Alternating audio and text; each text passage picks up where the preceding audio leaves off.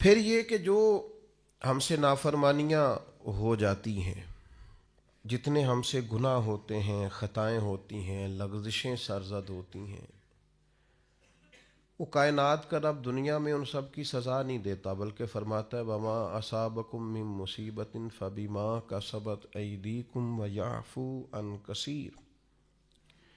فرمایا تمہیں جو مصیبت آتی ہے وہ تمہارے ہاتھوں کے کرتوت کے سبب سے آتی ہے، وَيَعْفُو عَن كَثِيرٍ، بہت ساری کی تو اللہ سزا ہی نہیں دیتا، ویسے ہی معاف کر دیتا ہے۔ ایک بڑی تعداد تمہاری غلطیوں کی ایسی ہے جن کی اللہ سزا نہیں دیتا، کثیر غلطیاں ایسی ہیں جو معاف کر دیتا۔ تو ایک اس کی رحمت کا تقاضا یہ کہ بن مانگے دیتا ہے، ایک یہ کہ گناہ پر سزا نہیں دیتا۔ تیسری بات یہ کہ دنیا میں رحمت کا نزول کرتا ہے، لوگوں کے دلوں کے اندر جذبات ہیں رحمت کے۔ حضور سید عالم صلی اللہ تعالیٰ علیہ وسلم نے ایک مثال دے کے بات کو سمجھایا، یہ مشکوٰۃ شریف میں بھی موجود ہے اور دیگر کتب احادیث میں بھی۔ حضور فرماتے ہیں کہ اللہ نے اپنی رحمت کے 100 حصے کیے، ایک حصہ اللہ نے دنیا پہ نازل فرمایا۔ فرمایا اس ایک حصے کی برکت سے ماں بچوں سے پیار کرتی، باپ بچوں پر شفقت کرتا ہے، لوگ غرباء سے محبت کرتے ہیں، ایک حصہ رحمت دنیا میں نہ۔ اگلے لفظ سنیں گے تو آپ خوش ہو جائیں گے۔ حضور فرماتے ہیں رب نے 99 حصے رحمت کے محفوظ کیے ہیں، قیامت کے دن اپنے بندوں پر فرمائے گا۔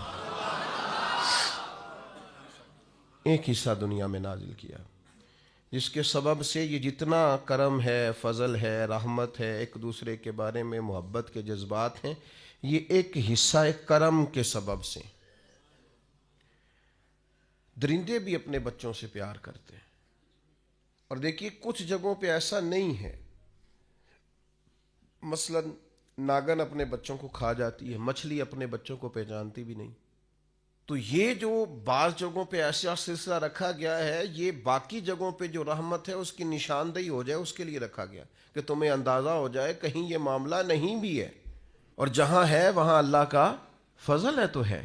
آپ غور فرمائیں، بہت ساری جگہوں پہ بہت سارے والدین بھی ایسے ہمیں تاریخ میں ملتے ہیں اور ہمارے ارد گرد پائے جاتے ہیں، بحیثیت باپ ہونے کی بھی اس نے پرواہ ہی نہیں کی کبھی بچوں کی، اس کا اور ذوق ہے۔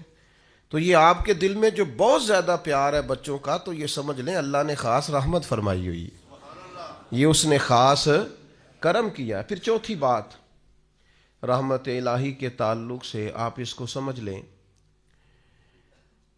پرافٹ ایک بہت بڑی چیز کا نام ہے۔ جس کاروبار میں نفع نہ ہو لوگ اس کو بند کر دیتے ہیں، لمبا عرصہ تک لوگ وہ کاروبار نہیں کرتے جس کاروبار میں خسارہ ہو۔ ایک وقت تک اس کو دیکھا جاتا ہے، جب سمجھ میں آتا ہے کہ یار یہ تو معاملہ جو ہے یہ میری سمجھ میں نہیں آ رہا، تو بڑے سالوں کا چلتا ہوا بزنس بھی لوگ چلتا ہوا کرتے ہیں، کہتے نہیں سمجھ میں آ رہا۔ اپنی زندگی کو پلٹ کے دیکھیں کہ زندگی نفع میں ہے، پرافٹ میں ہے یا خسارے میں ہے۔ اللہ نے تو کہا ان الانسان لفی خسر، انسان نقصان میں ہے، خسارے میں۔ تو اللہ جب رحمت کرتا ہے نا تو پھر یہ جو زندگی ہوتی ہے یہ نفع میں ہو جاتی ہے۔ کس طرح؟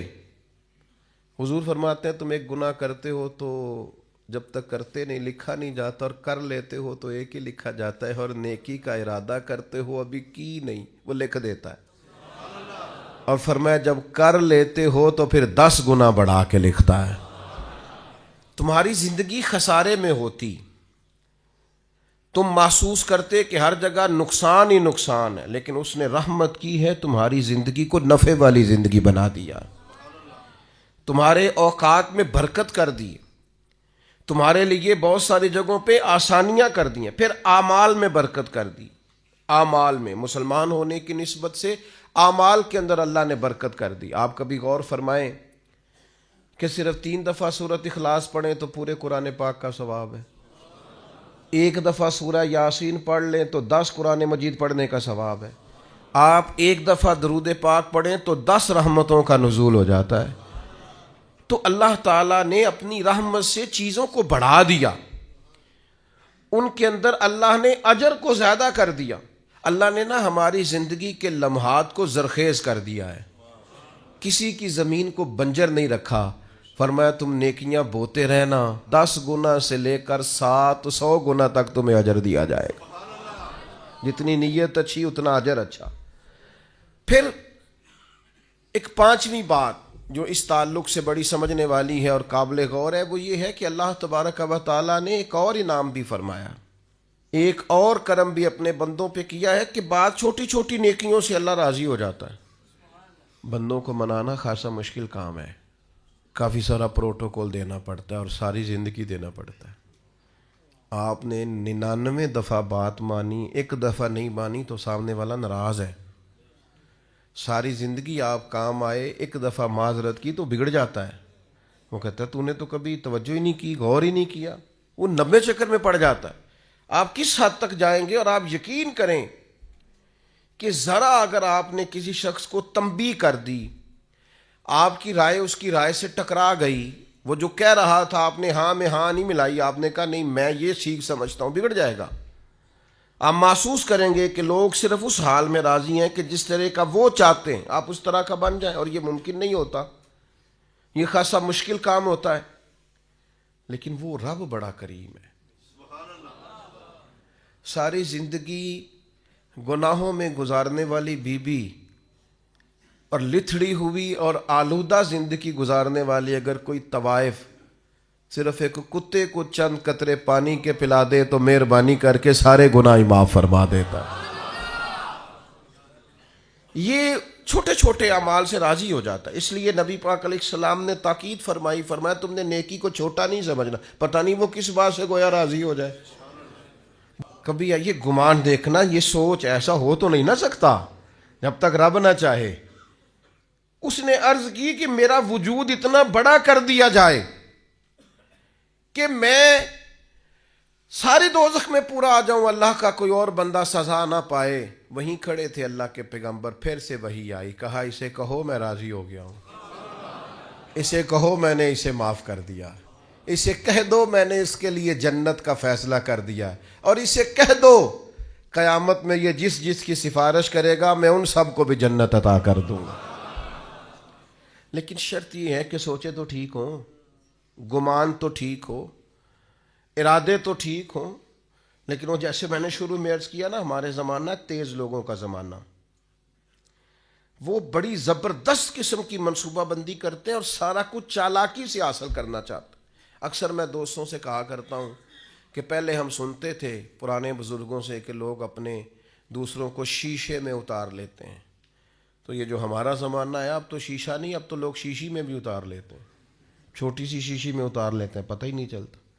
ایسی زبردست قسم کی لوگ بات سناتے ہیں کہ وہ سمجھ میں نہیں آتی, اور وہ سمجھتے ہیں کہ شاید یہ فن اور یہ بولنا اور یہ جو منصوبہ بندی ہے اور یہ جو میرے ذہن کی تیزی ہے یہ میرا کمال ہے. یہ تو اللہ کا انعام تھا, تو نے مثبت چیز کو منفی جگہ پہ استعمال کر کے ناشکری کی رب کی. یہ تیرے اوپر اللہ کا خاص انعام تھا, لیکن تو سمجھا ہی نہیں, تو نے غلط رنگ اختیار کیا. میرے عزیز یاد رکھیے گا, اچھے گمان سے اللہ راضی ہوتا ہے. اور پھر 7ویں بات, بعض دن اللہ نے ایسے رکھے ہیں, وہ کہتا چل تو فلاں دن آ جانا. ہم بھی کہتے ہیں نا فلاں دن آ جانا ملاقات ہو جائے گی, فلاں دن میں فارغ ہوں تو میں آپ سے ملنے آ جاؤں گا. کچھ دن ہوتے ہیں نا خاص, اور کچھ بڑے بڑے تاجر بھی بعض اوقات کچھ آفریں بھی دیتے ہیں. وہ کہتے ہیں جناب آپ یہ والا کام کریں تو ہماری طرف سے پھر یہ آفر ہے, چلو ایسے کر لیں تو ایسے ہو جائے گا. یہ جو لوگ زیادہ ٹریول کرتے ہیں نا, میری طرح کے ہمیشہ کے مسافر, ان کو تو ایئر لائنیں بھی جہاز بھی کہتے ہیں کہ جناب آپ اس طرح کریں, ہمارے ساتھ آپ یہ کر لیں, ہمارا کارڈ لے لیں, اسی فلائٹ میں سفر کریں, اتنا ڈسکاؤنٹ ہو جائے گا. وہ آہستہ آہستہ چیزیں اور رنگ اختیار کرنے لگتی ہیں. بلا مثال و ملا تشبیہ, کائنات کا رب بھی بڑا ہی فضل کرتا ہے. فرماتا ہے جو جمعے کا دن ہے نا, جمعے کا یہ سید الایام ہے. حضور سید عالم صلی اللہ تعالیٰ علیہ وسلم نے فرمایا جو جمعے کے روز درود پڑھتے ہیں فرشتے مجھ پر فوراً پہنچا دیتے ہیں.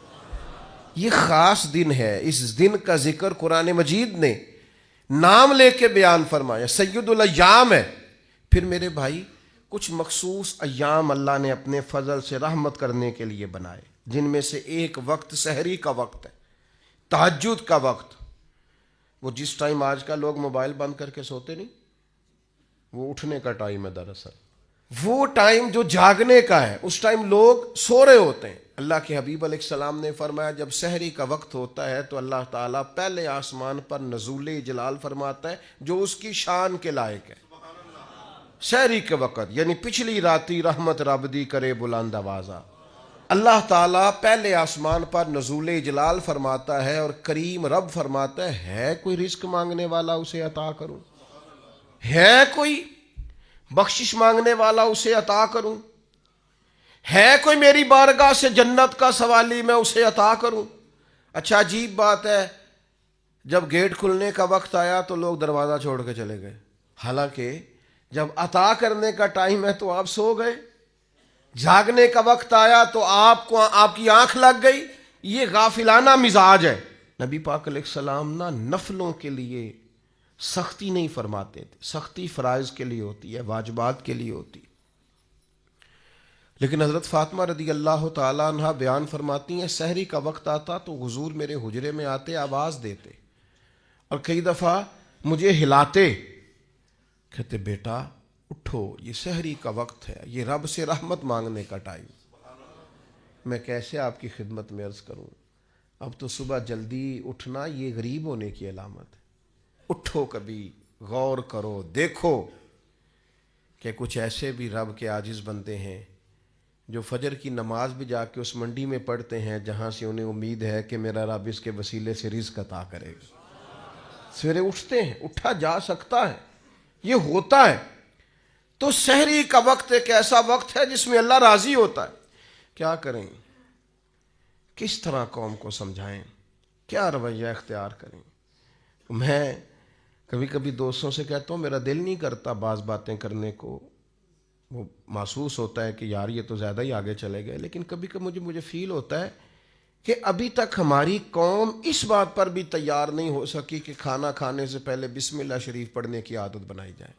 مجھ سے ناراض نہ ہونا، آپ پڑھتے ہوں گے، لیکن میں اپنا نظریہ عرض کر رہا ہوں کہ اب اس کے لیے کوئی پی ایچ ڈی کرنے کی ضرورت ہے. یہ کوئی مسئلہ ایسا ہے کہ جس کے لیے فقہ کی 4 کتابیں پڑھیں گے تو سمجھ میں آئے گا کہ کھانا کھانے سے پہلے بسم اللہ. تو جو قوم یعنی بالکل بنیادی اور ضروری بات ہے کہ آپ کھانے سے پہلے بسم اللہ پڑھ لیں، اور میرا خیال ہے یہ بچے کو ویسے ہی آتی ہے. ہو سکتا ہے جس کو با کی پہچان نہ ہو، سین کی پہچان نہ ہو، میم کی پہچان نہ ہو، الف کی اور لام کی پہچان نہ ہو، ہا کی پہچان نہ ہو، اسے ویسے ہی آتی ہو، زبانی یاد ہو گئی ہو. لیکن عادت کس نے بنانی ہے، مزاج کس نے بنانا. بالکل بنیادی باتیں بھی اگر ہم ان پر غور نہیں کریں گے تو پھر میرے بھائی بڑے بڑے فلسفوں کا اور بڑی بڑی باتوں کا پیچھے کیا رہ جائے گا. تو سحری میں اٹھنا، فجر میں اٹھنا، نماز کا پابند ہونا، بہت پیچھے رہ گئے وہ والدین.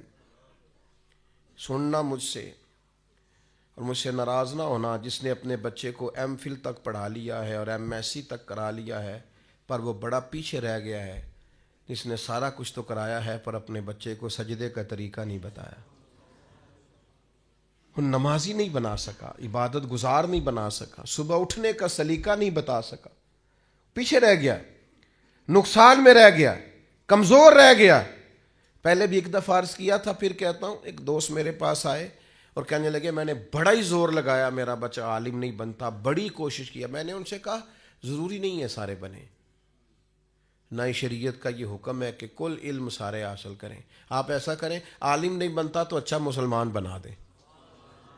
اس کے اخلاق درست ہونے چاہیے، اس کی عبادات کا معاملہ درست ہونا چاہیے، اسی پر اللہ کی رحمت برس جائے گی. اسی طرح کے کچھ ایام پھر اللہ نے رکھے ہیں، جیسے ٹائم رکھا ہے اسی طرح کے ایام رکھیں. ان میں سے شب برات بھی ہے، شب قدر بھی ہے، رمضان کی ہر رات بھی ہے. پر کس کے لیے؟ شیخ سعدی فرماتے ہیں جو قدر کرے اس کے لیے ہر شب بھی شب قدر ہے، اور جو قدر نہ کرے ٹھیک ہے وہ پھر شب قدر کی رات بھی سوٹ سیتا رہے، وہ شب قدر کی رات بھی کوئی مال خریدنے جاتا رہے، وہ پھر شب قدر کی رات بھی دیکھے کہ آج کل کون سی چیز بک رہی ہے، کون سی خریدنی ہے، چلتا رہے کام. اگر قدر کرے گا تو ہر شب شب قدر ہے، اور اگر قدر نہ کرے تو جتنی مرضی شب قدر گزر جائے، یہ تو قدر والوں کے لیے۔ آپ اس کو سمجھ لیں، اس پر غور کر لیں کہ اللہ نے وقت دیا ہے کہ آ جا رحمت برسے گی، تو شب برات پہ آ جا کرم ہو جائے گا، یہ نہیں آیا سویا ہوا ہے۔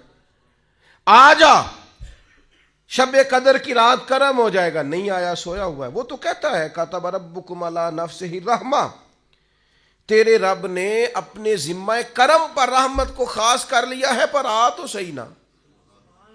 حدیث سنو مزہ آئے گا، بخاری مسلم میں مشکات میں حدیث موجود ہے۔ نبی پاک فرماتے ہیں بندہ گناہ کرتا ہے، بندے سے گناہ ہو جاتا ہے، پھر وہ کہتا ہے یا رب یا رب یا رب مجھے معاف کر دے، تو اللہ فرشتوں سے فرماتا ہے میرے بندے کو پتا ہے کہ میرا کوئی رب ہے، اور یہ بھی پتا ہے کہ میرے رب نے مجھے معاف کر دینا ہے، اور اللہ فرشتوں سے فرماتا ہے گواہ ہو جاؤ میں نے اسے معاف کر دیا۔ فرمایا پھر نفس غالب آتا ہے، پھر کوئی گناہ کر بیٹھتا ہے، پھر عرض کرتا ہے یا رب یا رب یا رب، اللہ میں بھول گیا، میری مدد فرما، مجھے معاف کر دے۔ تو کریم فرماتے ہیں اللہ پھر فرشتوں سے فرماتا ہے میرے بندے کو پتہ ہے اس کا رب بھی ہے، اور یہ بھی پتہ ہے اس نے معاف بھی کر دینا، تم گواہ ہو جاؤ میں نے اسے معاف کر دیا ہے۔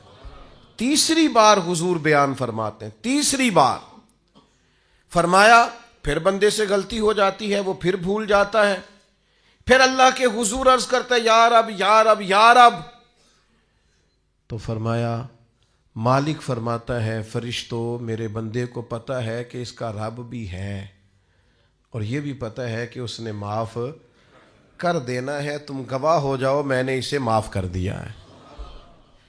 شارحین حدیث فرماتے ہیں یہ حضور نے جو 3 بار کا ذکر کیا یہ تمثیل کے طور پر ہے، معنی کیا ہے کہ وہ جتنی بار بھی سچے دل سے توبہ کرے گا اللہ اتنی بار ہی اسے معاف فرما دے گا۔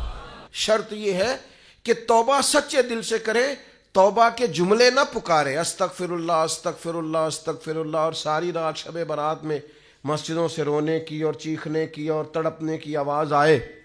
تو میں نے بارہا کہا ہے، میں پھر کہتا ہوں کہ اگر تو شب برات کی رات توبہ کرنے کے بعد پھر تھوڑا سا ہمیں پتہ چلے کہ اب معاشرے سے کچھ ملاوٹ ختم ہو گئی ہے، کچھ جھوٹ ختم ہو گیا ہے، کچھ بددیانتی ختم ہو گئی ہے، تو پھر تو پتہ چلے رات کچھ لوگوں نے توبہ کی ہے۔ لیکن یہ کہ ساری رات روتے بھی رہیں تڑپتے بھی رہیں، اور توبہ کا تو مطلب ہی یہ ہے کہ یا اللہ پچھلے معاف کر دے، آج کے بعد نہیں کروں گا، لیکن پچھلے معاف کرا لیے اور آئندہ چھوڑنے کا ارادہ نہیں کیا، تو توبہ کی شرط ہی نہ پائی گئی، یہ توبہ ہوئی نہ، یہ توبہ کی نہیں گئی۔ جب تک آپ یہ ارادہ نہیں کرتے کہ اب میں چھوڑ دوں گا، آج کے بعد یہ نہیں کروں گا، اللہ تعالیٰ معاف کرنے والا ہے، کریم ہے۔ پھر 8ویں بات بھی سنیں، شریعت میں مایوسی بہت بڑا گناہ ہے، یعنی ساری رپورٹیں بھی غلط آ جائیں نا، ڈاکٹر نے بول دیا ہے کہ بھئی مشکل ہے آپ کا بچنا، اس وقت بھی یہ امید چھوڑنا ناجائز ہے کہ میں نہیں بچوں گا، اس وقت بھی امید یہی رکھنی چاہیے کہ میرا رب اگر فضل کرے تو فوراً شفا عطا فرما دے۔ یہ ضروری امر ہے، ضروری۔ آپ کو ہر کاروبار میں نقصان ہوا ہے، آپ نے جتنی بھی صحیح کی ہے آپ کی آگے نہیں بڑھ سکی، بڑی جد و جہد کی ہے، آگے نہیں آپ جا سکے، آپ کو بار بار پیچھے لوٹنا پڑتا ہے، بار بار آپ محسوس کرتے ہیں کہ میرا نقصان ہو گیا ہے، لیکن آپ کے لیے یہ سوچنا منع ہے کہ مجھے اب میں کبھی بھی آگے نہیں بڑھ سکتا، میں تو بس جی ختم ہو گئی بات، میں تو تھک گیا ہوں یہ کر کر کے۔ حکم یہ ہے کہ تو خدا کا نام لے کے آگے بڑھ، وہ بڑا کریم ہے، فضل کرے گا اور اتنا رزق دے گا کہ کبھی سوچا بھی نہیں ہوگا۔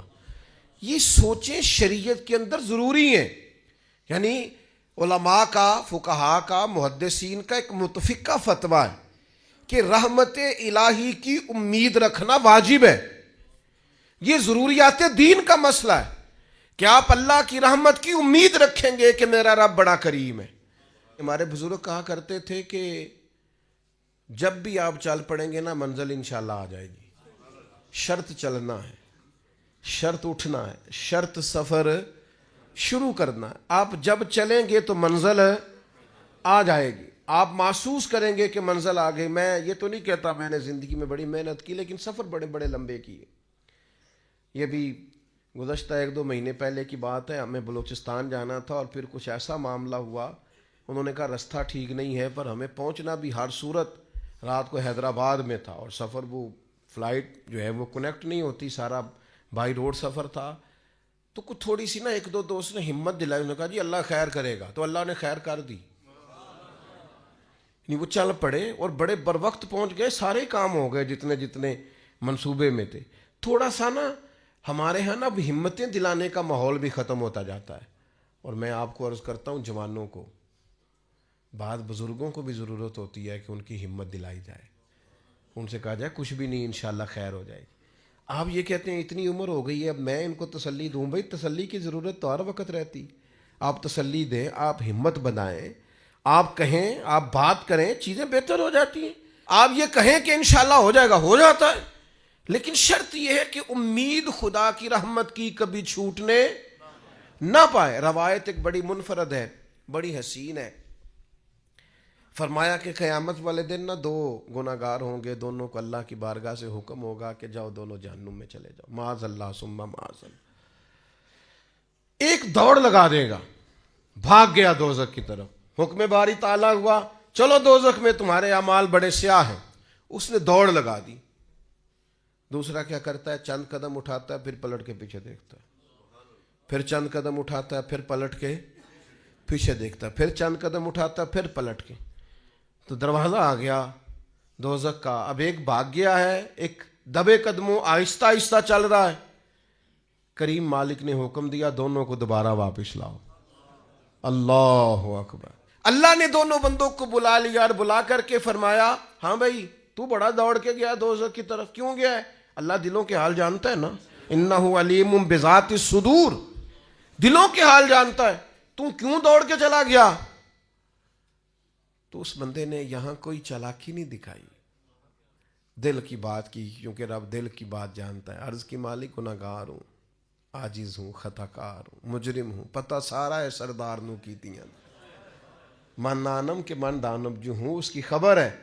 مالک عمر بھر تیری نہیں مان سکا، غلطی کی، آج دل میں خیال آیا کہ رب کا حکم آیا چل آج ہی مان لے، دوڑ گیا ہوں. قربان جائیں، آخری وقت ہے، فیصلہ دوزخ کا ہو گیا ہے. اس نے کہا سوچا میں دوڑ گیا، آج تو مانوں اپنے رب کی. کریم اسی بات سے راضی ہو گیا، فرمایا بھیج دو اس کو جنت میں. وہ چلو آخر وقت تک کی صحیح، کسی ٹائم ہی صحیح، آخر میں ہی صحیح. تو وہ جو دھیمے دھیمے قدم اٹھا رہا تھا اس سے پوچھا بھائی اللہ جانتا ہے؟ پوچھنا لا علمی کی علامت. بھائی تو بڑے آرام آرام سے کیوں جا رہا تھا؟ اس نے کہا مالک میرا یقین تھا میرا رب کریم ہے، میں پلٹ پلٹ کے دیکھتا تھا کہ آواز آ ہی جائے گی، آواز آ ہی جائے گی، آواز آ ہی جائے گی. دوزخ کا دروازہ آ گیا، پر میری تیرے کرم سے امید نہیں ٹوٹی.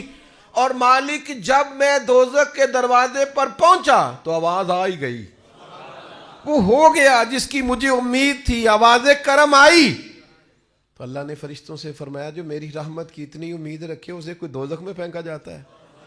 لے جاؤ اسے بھی جنت میں. دونوں کو جنت میں ڈال دیا. تو آخری دم تک رحمت سے امید چھوڑنی، کوئی کچھ بھی کہہ دے، کتنا بھی کہہ دے، اس کے کرم سے امید چھوڑنی. ایک درویش گزرے ہیں حضرت ابو الحسن شیبانی رحمۃ اللہ علیہ، وہ فرماتے ہیں جس شخص کو میں بڑا گناہگار سمجھتا تھا نا، اور بہت سارے لوگ سمجھتے تھے اور واقعی وہ ایسے کام بھی کرتا تھا، فرماتے ہیں پھر ایک وقت ایسا بھی آیا کہ اس نے توبہ کی، اور پھر ایسا وقت بھی آیا کہ ریاستیں کر کے ہم سے آگے نکل گیا، اور پھر ایک شام ایسی بھی آئی کہ میں اس سے دعا کرانے پہنچ گیا. یہ تو اللہ تعالیٰ کی حکمت ہے، اس کا کرم ہے. کب کسی پر رحمت برکھے تو اللہ نے اپنے ذمہ کرم پر رحمت لازم کر لی ہے. یہ جو دن ہے نا سارے رحمت کے دن ہیں، یہ جتنی راتیں ہیں یہ رحمت والی ہیں، کرم والی ہیں، عطا والی. کوشش فرمائیے گا جس حد تک ممکن ہو سکے انسان اپنے رب کے حضور حاضر ہو، کھلے ہوئے دروازوں سے اپنے حصے کی خیر پائے. اللہ تبارک و تعالی مل بیٹھنا قبول کرے. جو بھی خیر تمہارے ہاتھ آئے اس کو کر گزرو، جس حد تک ممکن ہو تم نیکی کرو، نہ جانے وہ کس بات سے راضی ہے. ابن ماجہ میں حدیث ہے، دیگر کتب احادیث میں موجود ہے. قیامت کے دن ایک اللہ کا نیک بندہ جنت میں جا رہا ہوگا تو رستے میں اسے کو روک کے کہے گا حضرت یاد ہے میں نے پانی پلایا تھا آپ کو، وہ یاد ہے نا میں نے وضو کرایا تھا، یا یاد ہے نا میں نے فلاں جگہ پہ فلاں آپ کی خدمت کی تھی. تو اللہ کے حبیب علیہ السلام نے ارشاد فرمایا اس ایک عمل کی وجہ سے اور اس نیک آدمی کی سفارش کی وجہ سے اللہ اس گناہگار کو بھی جنت عطا فرما دے گا. لیکن شرط یہ ہے کہ نیکی کرتا رہے آدمی. دیکھیں نا اللہ کی رحمت بہانہ تلاش کرتی ہے، قیمت نہیں مانگتی، بہانہ تلاش کرتی ہے. تو کوئی بہانہ بنانا چاہیے. دل ساڈا ہوندا ہے بہانہ بن جائے، پر بہانہ انج دا بنے کہ کچھ جیک لگے راتوں رات امیر ہوندا. شریعت بھی قائل ہے، پر شریعت کہتی ہے اس طرح کا رویہ کر کے کوئی بخشش کا بہانہ بن جائے، کوئی اس کی رحمت کا بہانہ بن جائے، کوئی ایسا سلسلہ بن جائے جس سے اللہ راضی ہو جائے، کوئی ایک ایسا کام کرے جس سے وہ کریم مہربانی کرے. تو میرے بھائی ہر نیکی کے حصول کی کوشش کی جائے، چھوٹی سے چھوٹی نیکیوں کو بھی کبھی چھوٹا سمجھ کے چھوڑا نہ جائے. یہ چیزیں اللہ کی رحمت کا بہانہ بن. چھٹی بات، بعض اوقات انسان کی صرف سوچیں ہی اس کی رحمت کا بہانہ بن جاتی ہیں. لوگ اچھا بھی تو نہیں نہ سوچتے، گمان کا بھی تو بڑا مسئلہ ہے نا. لوگ سوچتے بھی بڑا خطرناک ہے.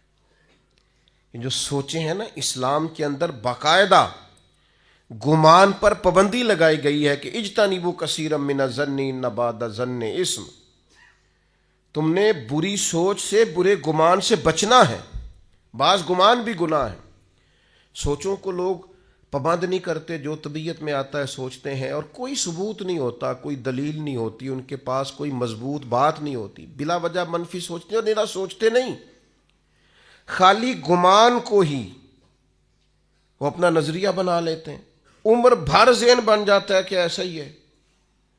خالی گمان، کوئی دلیل نہیں، کوئی وجہ نہیں. یعنی ابا جی جو ہیں وہ مجھ سے انفرادی سلوک کرتے ہیں، باقی بھائیوں کے ساتھ ان کا سلوک بڑا اچھا ہے. یہ بس ایک دفعہ سوچ لیا پھر اس کو طے کر لیا، اور دلیل کوئی نہیں. یعنی والد صاحب نے جس اسکول میں بھائیوں کو داخل کرایا اس کو بھی اسی اسکول میں ہی ہے. انہوں نے جس جگہ جس مکان میں رکھا باقیوں کو ہے، اس کو بھی وہیں رکھا ہے. انہوں نے سارے رویے مشترکہ رکھے، لیکن اس کا ذہن بن گیا ہے کہ میرے ساتھ وہ والا پیار نہیں جو باقیوں کے ساتھ، اور پھر اس کو طے کر لیا اور عمر گزار دی اسی بات پر. تو گمان کو ٹھیک رکھنا، سوچوں کو ٹھیک رکھنا، نظریات کو پاکیزہ رکھنا. ہمارا جو گمان ہے نا وہ سیٹ نہیں ہوتا. ہمارے ملک میں ایک نا سلسلہ چلتا ہے بدگمانی کا، بے یقینی کا، ٹوٹتی سوچوں کا، بکھرتے خیالات کا. وہ کہہ کے نا کہ ساری دنیا گڑبڑ ہو گئی، تو محسوس ہوتا ہے کوئی بندہ اچھا بچا ہی نہیں. اور نتیجہ یہ نکلتا ہے کہ سوچیں ٹھیک نہیں ہوتی. سوچیں ٹھیک ہو جائیں نا، کبھی سوچیں. داتا گنج بخش علی حجویری رحمۃ اللہ علیہ نے لکھا ہے کشف المحجوب شریف کے اندر، داتا صاحب فرماتے ہیں کہ ایک شخص پہاڑ پر عبادت کرتا تھا اللہ تعالیٰ کی بنی اسرائیل میں سے، اور بڑا طویل وقت اس نے رب کی عبادت کی. پھر اس سے ایک غلطی ہو گئی، اعتراض کر بیٹھا اللہ کی تخلیق پر کہ یا اللہ یہ پہاڑ نہ بنائے ہوتے تو کیا یہ اچھا ہوتا، معاذ اللہ. وہ بے نیاز ہے، ناراض ہو گیا. اپنے اس وقت کے پیغمبر علیہ السلام کو وحی فرمائی کہ اس سے جا کے کہو تو میری تخلیق پہ اعتراض کرتا ہے، تیرا نام نیکوں کی صف سے کاٹ دیا ہے، نافرمانوں کی صف میں لکھ دیا. بندہ بڑا انوکھا تھا. اور یہ جو بندے کے اندر جذبات پیدا ہوتے ہیں، دراصل یہ بھی توفیق الہی ہوتی ہے. جب آ کے اس سے کہا نا کہ تیرا نام کاٹ دیا ہے، تو کہنے لگا حضور کاٹنا اور لکھنا چھوڑیے، یہ بتائیے میرے رب نے میرا نام لیا ہے؟ یعنی میرے رب نے میرا نام لیا ہے؟ میں قربان جاؤں، ذرا پھر سے کہنا ایک دفعہ، میرا نام اس نے لیا ہے، میرے رب نے میرا نام لیا. اور پھر اس کے آنسو چھم چھم گرے. پھر وہ رویا اور کہنے لگا اس کریم کے حضور عرض کیجئے گا کہ اگر میرے لیے فیصلہ ہو ہی گیا ہے کہ میں نافرمان ہوں، تو پھر میرا وجود اتنا بڑا کر دے کہ دوزخ میں ہی اکیلا پورا ہوں. میرا دل نہیں کرتا رب کا کوئی اور بندہ جہنم میں جائے.